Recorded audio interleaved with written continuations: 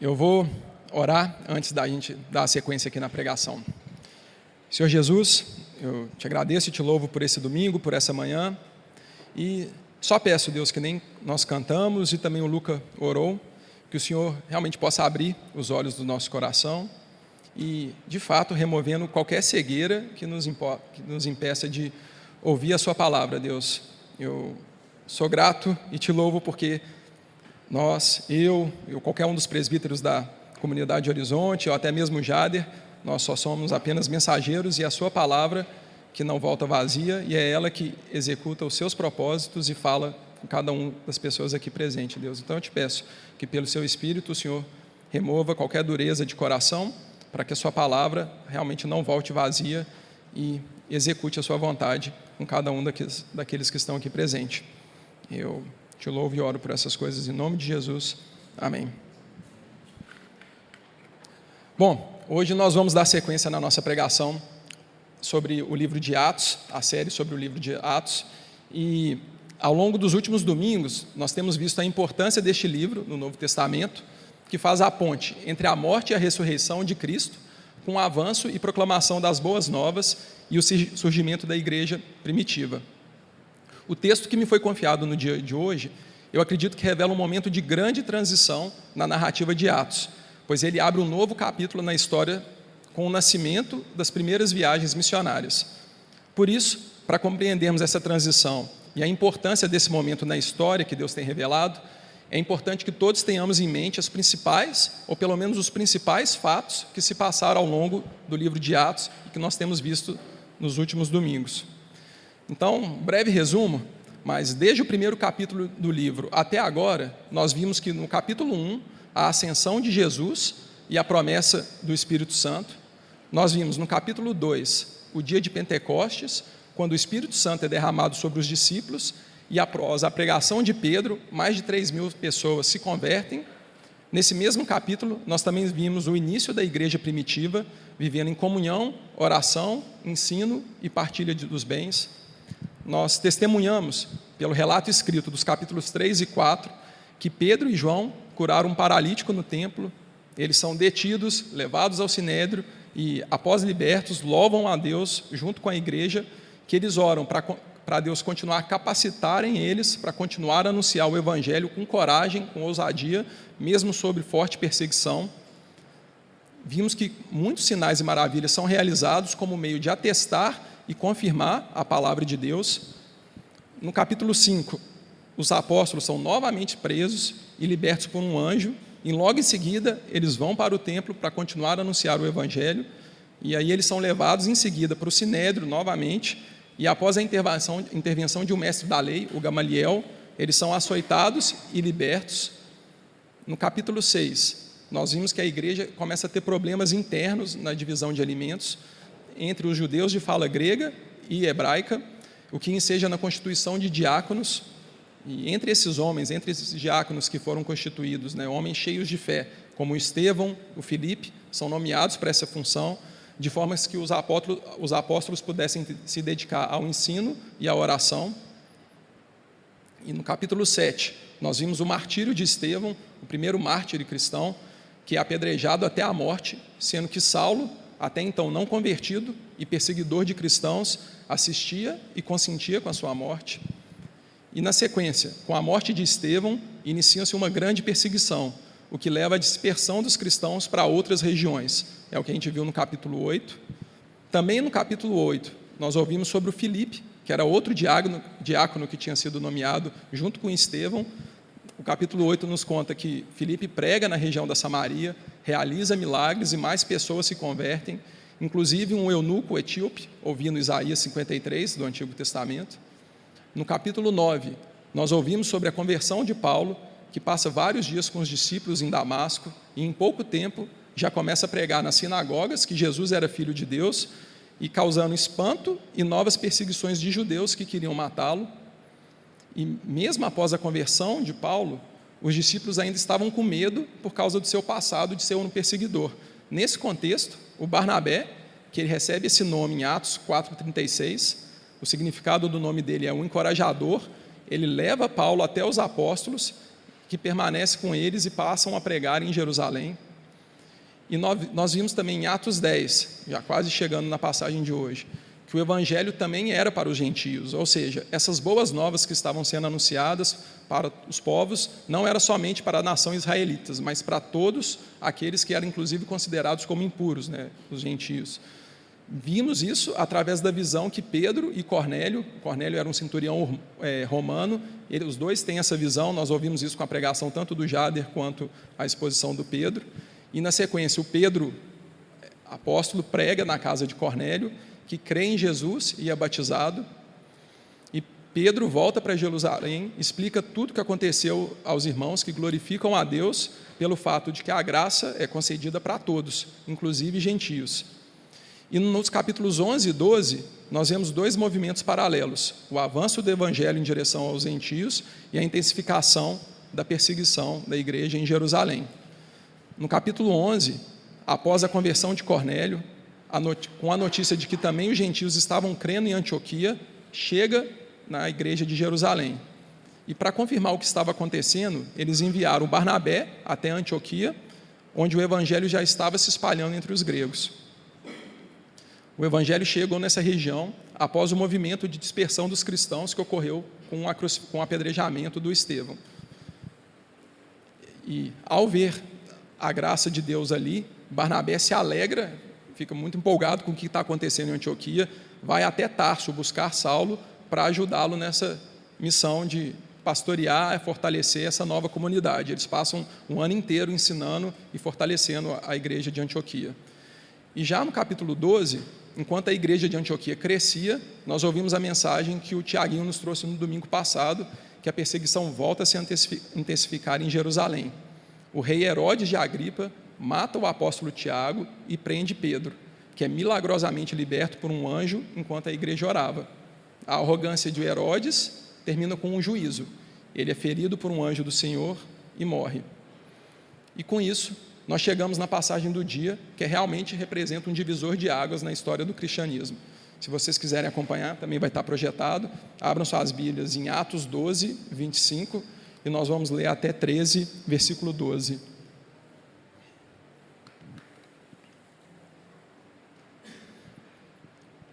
Tendo terminado sua missão, Barnabé e Saulo voltaram de Jerusalém, levando consigo João, também chamado Marcos. Na igreja de Antioquia havia profetas e mestres, Barnabé, Simeão, chamado Níger, Lúcio de Cirene, Manaém, que fora criado com Herodes, o tetrarca, e Saulo. Enquanto adoravam ao Senhor e jejuavam, disse o Espírito Santo: separem-me Barnabé e Saulo para a obra que os tenho chamado. Assim, depois de jejuar e orar, impuseram-lhe as mãos e os enviaram. Enviados pelo Espírito Santo, desceram a Seleucia e dali navegaram para Chipre. Chegando em Salamina, proclamaram a palavra de Deus nas sinagogas judaicas. João estava com eles como auxiliar. Viajaram por toda a ilha até que chegaram a Pafos. Ali encontraram um judeu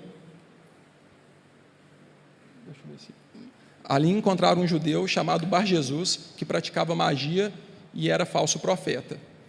Ele era assessor do procônsul Sérgio Paulo. O procônsul, sendo um homem culto, mandou chamar Barnabé e Saulo porque queria ouvir a palavra de Deus. Mas Elimas, o mágico, e esse é o significado do seu nome, opôs a eles e tentava desviar da fé ao procônsul. Então Saulo, também chamado Paulo, cheio do Espírito Santo, olhou firmemente para Elimas e disse: filho do diabo e inimigo de tudo que é justo, você está cheio de toda espécie de engano e maldade. Quando é que vai parar de perverter os retos caminhos do Senhor? Saiba agora que a mão do Senhor está contra você, e você ficará cego e incapaz de ver a luz do sol durante algum tempo. Imediatamente vieram sobre ele névoa e escuridão, e ele, tateando, procurava quem o guiasse pela mão. O procônsul, vendo o que havia acontecido, creu profundamente, impressionado com o ensino do Senhor.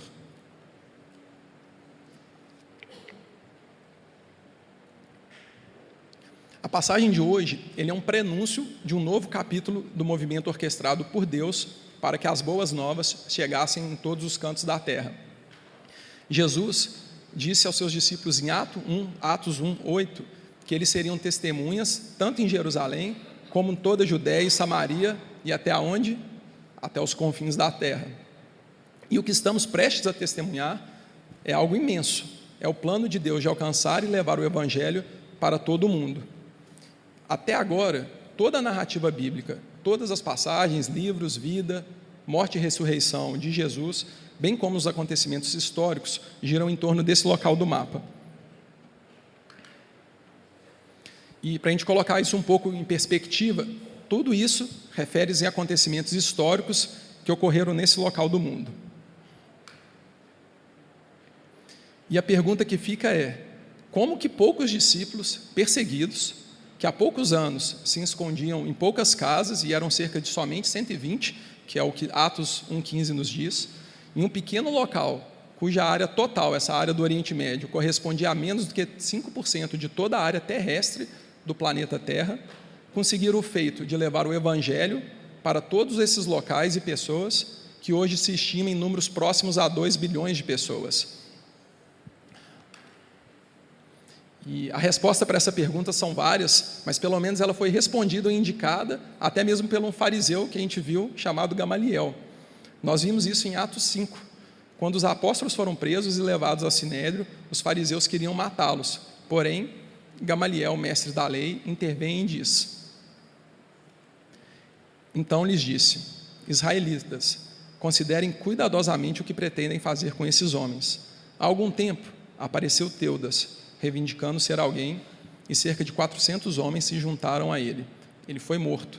Todos os seus seguidores se dispersaram e acabaram em nada. Depois dele, nos dias do recenseamento, apareceu Judas, o galileu, que liderou um grupo em rebelião. Ele também foi morto e todos os seus seguidores foram dispersos.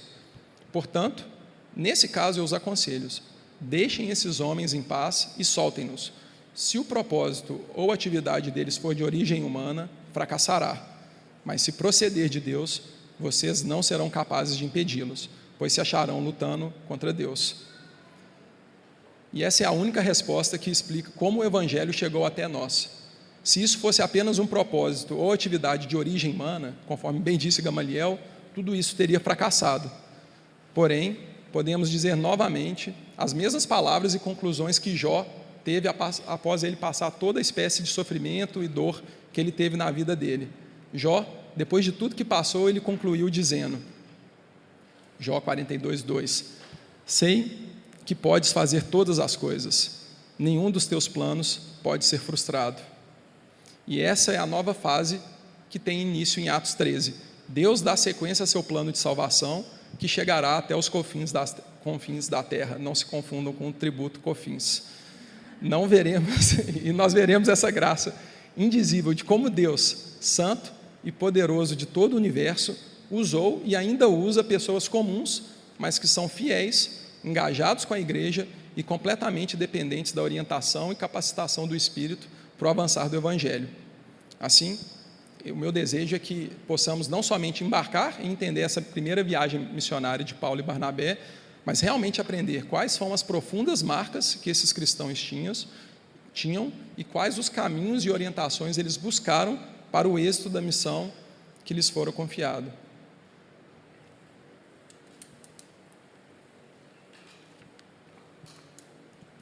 E a passagem de hoje, ela se passa numa igreja local situada em Antioquia, hoje pertencente ao estado da Síria. A primeira vez que o livro de Atos menciona a cidade de Antioquia é no capítulo 6, no momento que a igreja de Jerusalém constituía os diáconos, sendo que um deles era o Nicolau, que a Bíblia diz que teria se convertido ao judaísmo e proveniente dessa região de Antioquia. E após o apedrejamento do Estevão, nós vimos em Atos 7, que a grande dispersão dos cristãos, eles fugiram da perseguição que ali se desencadeou. E em Atos 11, em decorrência dessa dispersão dos cristãos, muitos chegaram a Antioquia e começaram a anunciar o Evangelho para judeus e também para gregos, havendo muitas conversões no local. Com essa notícia do crescimento de cristãos em Antioquia, a igreja de Jerusalém envia Barnabé, o encorajador, para ver o que estava acontecendo, nós vimos isso. Ele fica animado, ele traz o Tarso, vai a Tarso buscar Paulo e eles começam a ensinar em conjunto em Antioquia. Lá em Antioquia, a gente viu que foi o primeiro local que os cristãos foram chamados, os discípulos foram chamados como cristãos. E essa igreja, ainda sendo nova, já tinha marcas de profunda generosidade, pois no período de fome que ocorreu na Judéia, essa igreja enviou ajuda através de Paulo e Barnabé para a igreja em Jerusalém. Foi o que a gente viu em Atos 11, 29. E nós veremos também agora que essa igreja não tinha somente a marca da generosidade, ela tinha outros diversos atributos que a gente pode se espelhar e inspirar. Vamos ver Atos 13, versículo 1. Na igreja de Antioquia havia profetas e mestres: Barnabé, Simeão, chamado Níger, Lúcio de Cirene, Manaém, que fora criado com Herodes, o tetrarca, e Saulo. Nessa passagem, nós já podemos perceber pelo texto que na igreja de Antioquia existia não só diversidade de dons, como mestres e profetas, mas também havia diversidade de pessoas, judeus, gregos, africanos, e nós podemos inferir essa diversidade de pessoas não só pela etimologia dos nomes dos mestres e profetas que são ali mencionados, mas também pelo fato de Atos 11 nos mencionar que tanto judeus e gregos estavam se convertendo ao Senhor. E aqui eu gostaria de fazer um pequeno corte, pois esses dias eu ouvi uma pergunta que às vezes muitas pessoas ainda se levantam, né? E elas perguntam: olha, por que nós devemos nos reunir como igreja? Não foi o próprio Jesus que disse: onde 2 ou 3 estiverem reunidos em seu nome, ali ele estaria? Então a igreja não seria a gente se reunir num café e ali a igreja está acontecendo, 2 cristãos falando, né? Tem uma verdade nisso, mas a resposta dessa pergunta ela pode ser dada de forma direta através de passagens literais, como Hebreus 10, 25, no qual o autor expressamente orienta para não nos deixarmos de reunir como igreja. Mas também nós temos diversos exemplos indiretos, como o exemplo da própria igreja de Antioquia, que revela a centralidade da igreja como meio escolhido por Deus para encorajamento, edificação, crescimento do cristão e também para a expansão do evangelho. E assim, com poucas referências da igreja de Antioquia, nós podemos ver diversas marcas de uma igreja saudável. Nela havia evangelismo e novos cristãos, havia generosidade, nós vimos isso em Atos 11, 29 e 30, havia liderança, havia diversidade de pessoas e havia diversidade de dons. Mas somente essas marcas não é o suficiente para mostrar todo o resto que estava acontecendo na igreja. E tudo isso, todas essas marcas só eram possíveis, pois havia uma vida centrada na adoração e oração, e na constante busca do discernimento da vontade do Senhor. Vejamos novamente os versículos 2 e 3. Enquanto adoravam o Senhor e jejuavam, disse o Espírito Santo: separem-me Barnabé e Saulo para a obra que os tenho chamado. Assim, depois de jejuar e orar, impuseram-lhe as mãos e os enviaram. E esse trecho da passagem de hoje é o ponto central de todo o movimento missionário que a partir daí se desencadeou. Os cristãos daquela igreja estavam buscando a Deus, adorando, orando e jejuando. Eles queriam ouvir de Deus os próximos passos, como quem diz: Deus, o que queres para nós agora? E reparem que enquanto adoravam o Senhor, o Espírito Santo disse: separem-me Barnabé e Saulo para a obra que os tenho chamado. E Deus já havia planejado isso, e agora era a hora para o início de um dos maiores movimentos missionários do mundo. Reparem também que o Espírito disse isso à igreja que estava em oração, e não somente para Saulo e Barnabé. O chamado era para a igreja, para que os enviassem. Paulo e Barnabé iniciariam as missões para a Ásia Menor, nessa primeira viagem, e posteriormente o Paulo levaria a missão até a Europa.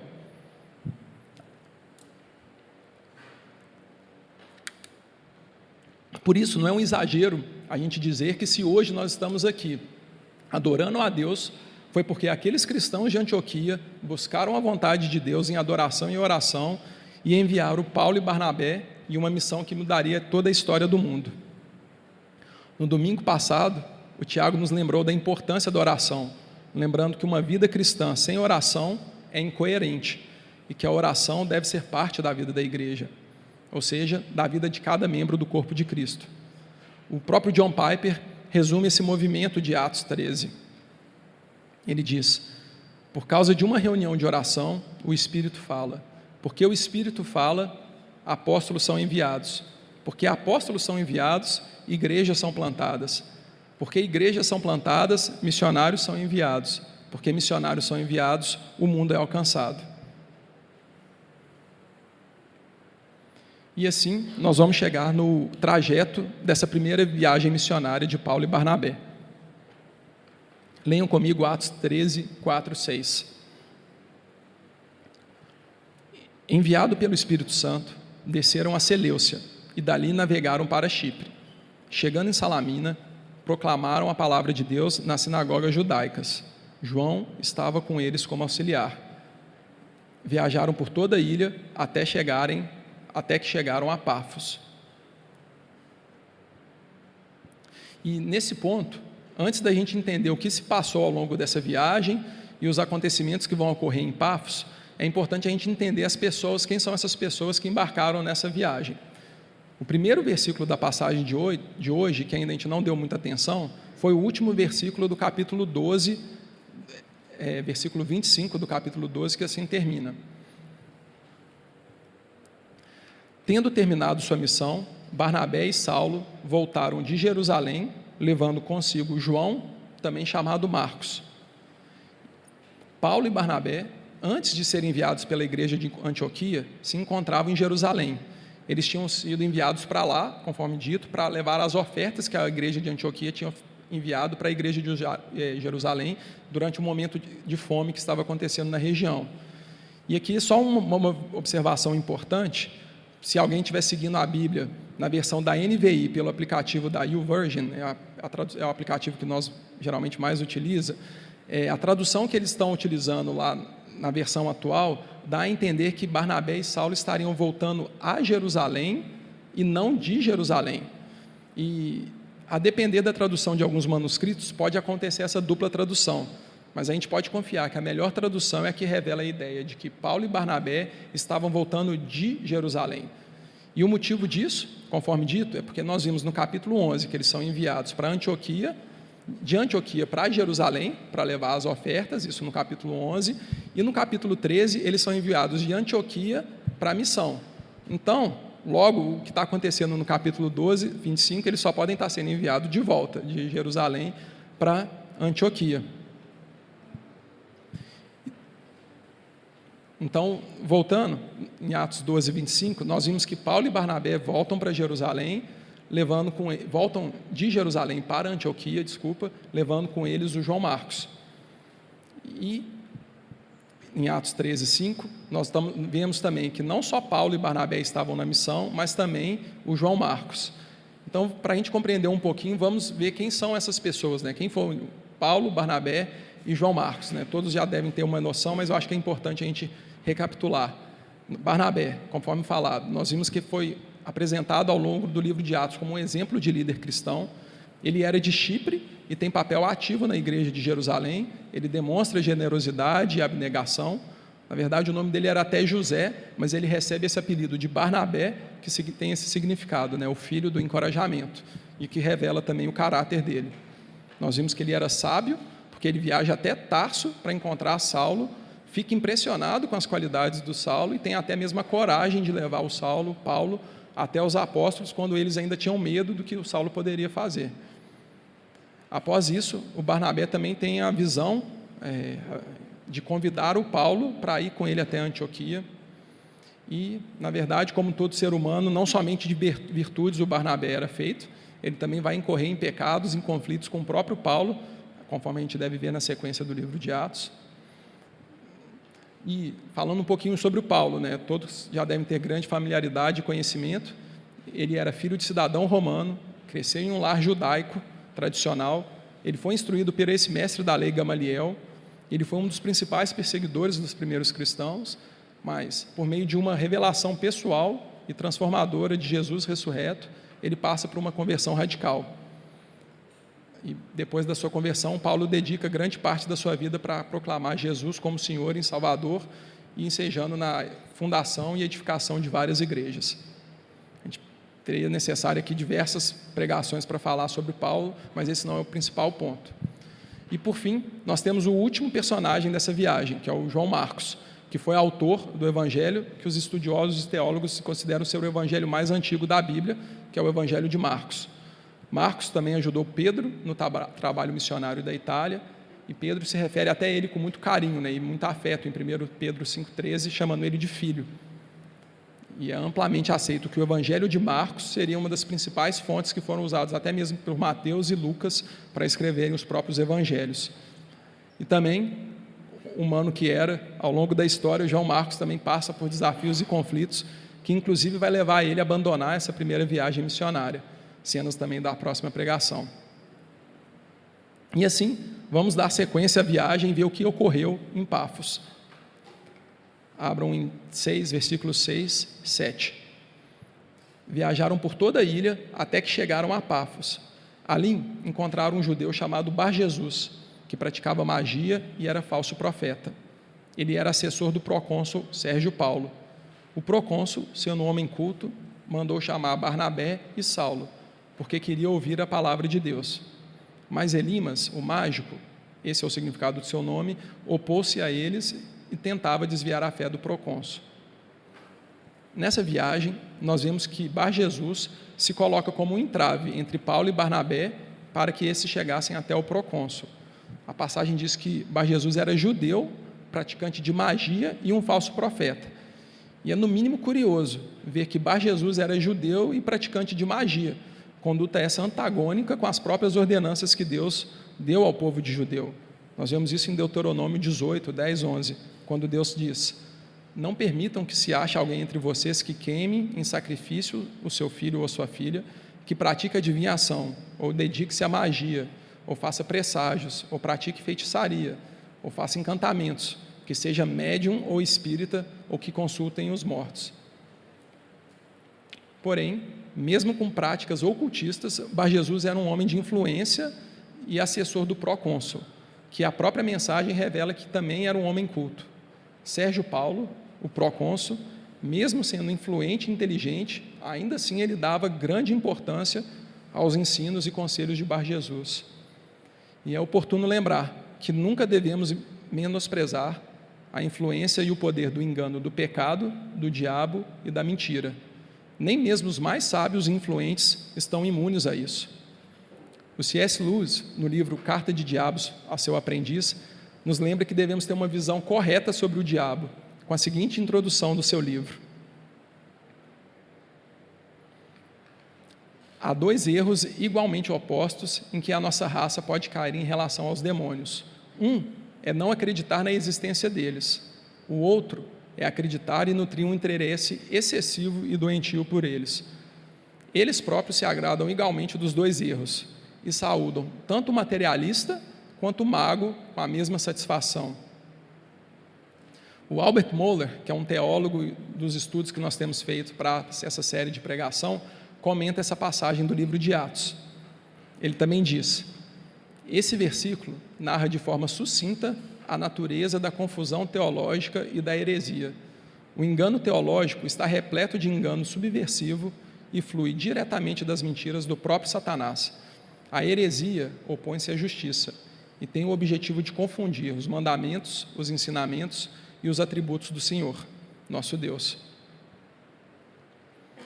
Então, diante dessa resistência e oposição de Bar-Jesus, Saulo, cheio do Espírito Santo, repreende, anunciando e impondo uma espécie de penalidade de vinda do Senhor, gerando também uma cegueira física para o Bar-Jesus. É o que vemos na sequência de 9 a 11. Então Saulo, também chamado Paulo, cheio do Espírito Santo, olhou firmemente para Elimas e disse: filho do diabo e inimigo de tudo que é justo, você está cheio de toda espécie de engano e maldade. Quando é que vai parar de perverter os retos caminhos do Senhor?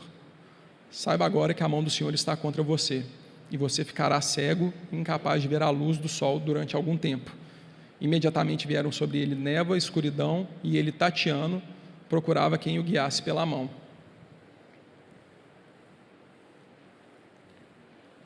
É interessante notar que a cegueira de Bar-Jesus não seria definitiva. O texto diz que a cegueira dele seria por algum tempo. Aqui em destaque: saiba que agora que a mão do Senhor está contra você e você ficará cego e incapaz de ver a luz do sol durante algum tempo. E a cegueira de Bar-Jesus possui até mesmo algumas semelhanças com a cegueira do próprio Paulo em seu processo de conversão.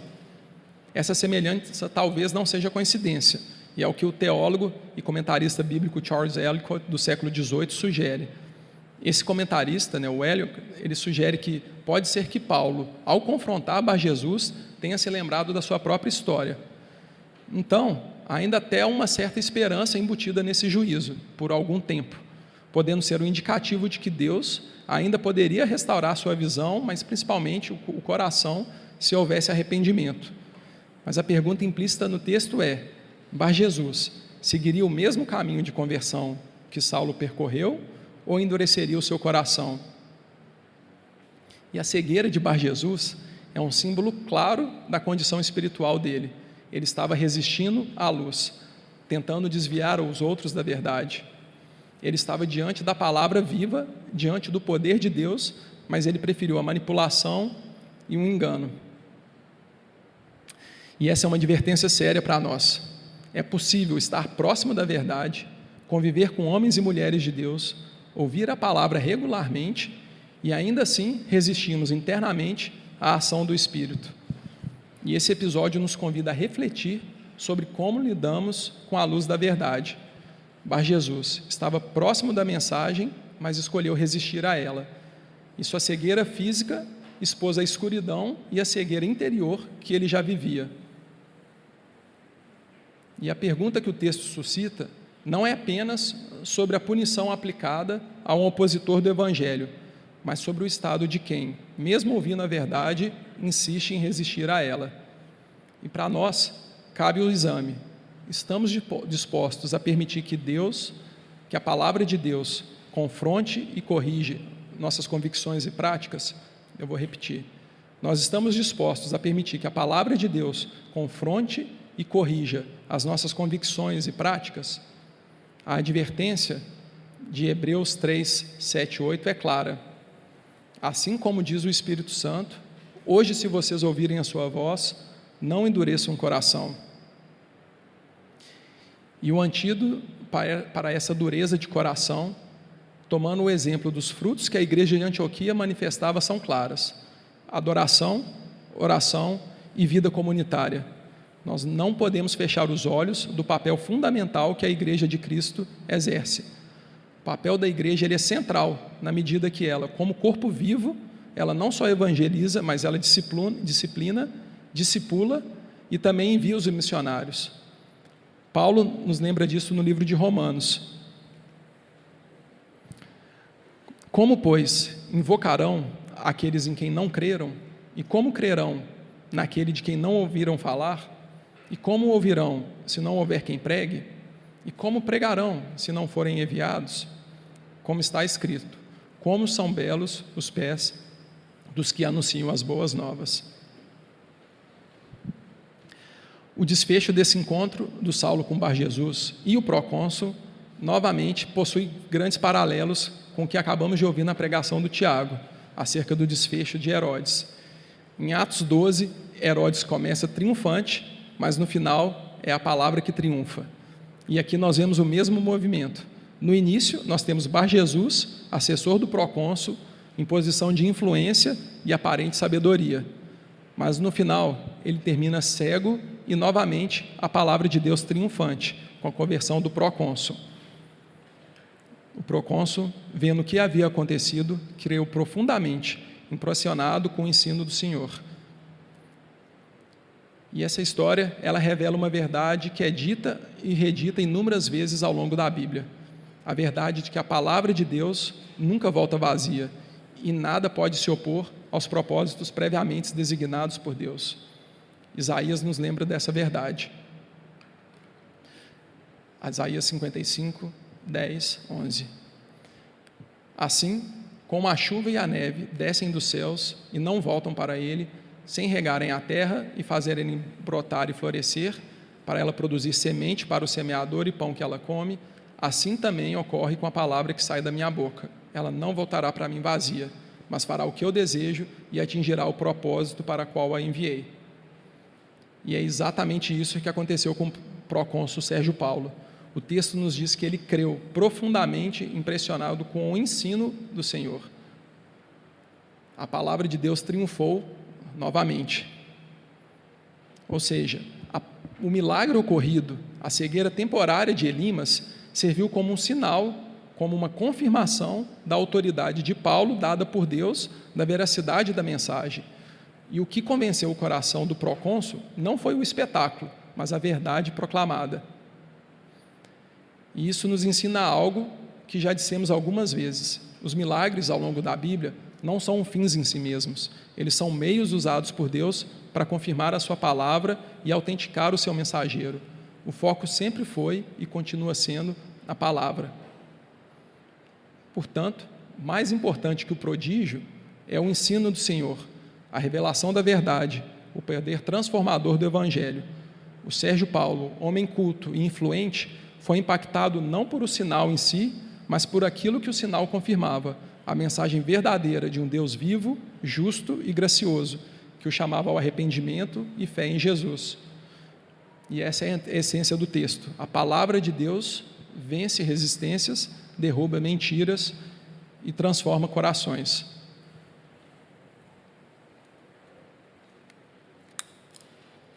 Assim, nós podemos concluir que, ao vermos a passagem de texto de Atos 13, o que vemos não é apenas o início de uma jornada geográfica, mas verdadeiramente o desdobramento de um plano eterno. É Deus, na sua soberania e graça, movendo o seu povo através do seu Espírito, com poder, sabedoria e propósito para alcançar todas as nações. E a igreja de Antioquia nos mostra que a missão começa com a dependência do Espírito Santo, e não só no momento do envio, mas ao longo de toda a jornada. Lembre-se, eles estavam adorando, orando e jejuando, e o Espírito falou. Mas vejam, depois que o Espírito fala, eles não correm imediatamente, eles voltam a orar e jejuar, reconhecendo que o envio não é apenas uma emoção momentânea, mas algo que requer discernimento e dependência contínua de Deus. Além disso, essa igreja e essa viagem nos lembram que a missão não é nossa, ela é de Deus. Ele que separa, Ele que envia, Ele que abre portas, Ele fecha outras portas, Ele converte, Ele protege, Ele corrige, Ele confronta o engano. Nada, absolutamente nada, pode avançar ou impedir aquilo que Ele decidiu realizar, pode impedir o avanço daquilo que Ele decidiu realizar. E por fim, nós vemos que a palavra de Deus nunca volta vazia. Ela é proclamada, ela confronta, ela transforma. Mesmo diante da oposição de Elimas, Deus prevalece. E o procônsul, um homem culto, influente, mas até então sem Cristo, crê profundamente impressionado, não pelo milagre, mas pelo ensino do Senhor. E para nós, como igreja, nós devemos refletir e aprender com a igreja de Antioquia. Nós estamos vivendo uma vida comunitária de generosidade, adoração, oração, jejum, engajado com a missão e buscando sempre a boa e perfeita vontade de Deus. E como indivíduos, e aqui o convite vale para todos os presentes, cristãos e os que ainda não confiaram a sua vida em Jesus. Nós estamos vivendo pela verdade e autoridade da palavra de Deus, ou estamos vivendo de acordo com o nosso próprio entendimento? Esse tema da cegueira, incontáveis vezes mencionados na Bíblia, seja através de parábolas, milagres ou ensinos, apontam para algo muito maior do que a própria condição física.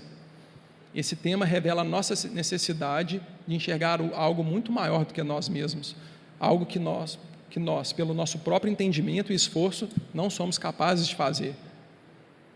É uma decisão de dois caminhos. Ou nós endurecemos o coração à voz do Espírito, a voz do Espírito, Hebreus 3, 7, 8, caminho esse de cegueira, que é capaz até mesmo de impedir a gente de enxergar as trevas, ou nós aceitamos o convite de que Jesus diz, em João 8,12, eu sou a luz do mundo, quem me segue nunca andará em trevas, mas terá a luz da vida. Eu convido vocês para orarem comigo. Senhor, queremos ser como a igreja de Antioquia, uma igreja cheia do Espírito Santo, firme na Tua palavra, sensível à Tua voz e comprometida com a Tua missão. Levanta, Deus, nessa geração e comunidade, homens e mulheres dispostos a ouvir, obedecer e ir. Faz-nos sensíveis à Tua direção e fortalece os nossos missionários que estão em missão também, Deus. Também te clamo, Deus, que o Senhor remova toda e qualquer cegueira de qualquer pessoa aqui presente que possa estar impedindo de contemplar, de face descoberta, a glória de Deus em Cristo Jesus. Clamo que o Senhor traga o arrependimento e direcione os seus passos para o caminho de luz e vida que somente temos em Jesus. Use o seu corpo, Deus, através da comunidade Horizonte, como meio de transformação. E que, ao final de tudo, possamos dizer com alegria e confiança, assim como Jó: Senhor, teus planos não podem ser frustrados. E em nome de Jesus que eu oro, amém.